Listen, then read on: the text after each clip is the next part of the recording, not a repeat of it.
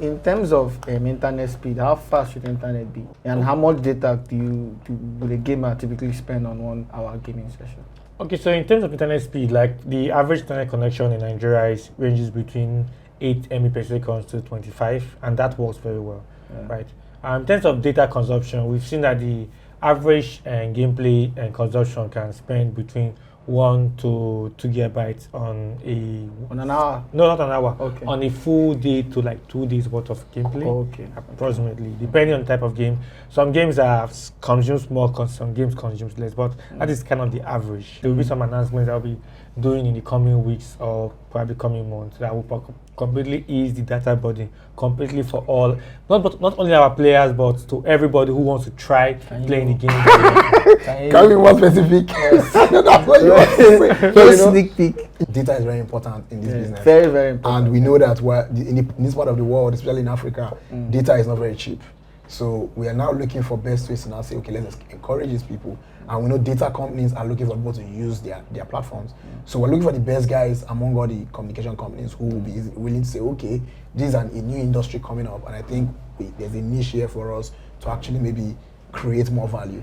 So once we have sealed that deal with them, I'm very sure an announcement will surely come out and people will know what we're doing. I'm eager to hear that. Yeah, no problem. You'll be the first to know, definitely. Yes. What are the dynamics of some of these games? Is it a team, like you need to build a team to attack somewhere, or is it a one-man mission, COD type game? Yeah, so majority of the games are team-based. So majority of the games are 3-team player-based. Some of them are 4-player team-based. So majority of the games are team-based. That's how we encourage team formation in our ecosystem. So we do these weekly competitions. Okay. So these weekly competitions, it enables people to choose team, right? Practice with that team, get the understanding of playing with other people, because to succeed you need team member, you need synergy with your team. Because when you have synergy with your team, right, there is that bond and commitment involved, and they're able to play well compared to like the game just picking a random team from you and joining. You don't know those players, right? You don't understand how they play. They have no strategy, right? The possibility of you succeeding like that is lower. Yeah, so for team games, so what's the compensation plan? Are they all rewarded equal assets, or the team is rewarded an asset and then they share it amongst themselves, or the game reward each person for being part of the team? Like for the team base, in terms of the players who have already been provided NFT, we provide each of those team members the same number of assets. So once they play those games, a win is counted as a win for every member in the team. So once they win that game, it's a win for everybody. They all earn the same team. So if they lose, everybody lose, right? So you understand, that's why the team has to have synergy, they have to practice, they have to improve, because when the team succeeds, everyone succeeds. Sounds like a full-time also job. We too will succeed. Oh yes. It's a full-time job. That's why when you look at it, people say they are gamers. I used to struggle them back then when I used to play games. Like I saw gaming as a thing of fun.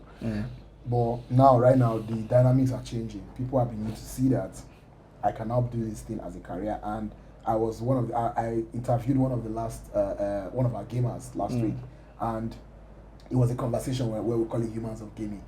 And she was a lady, and she shared her idea coming into the crypto gaming side of things. She's a great COD player. She plays Call of Duty Mobile. She plays two other games she mentioned.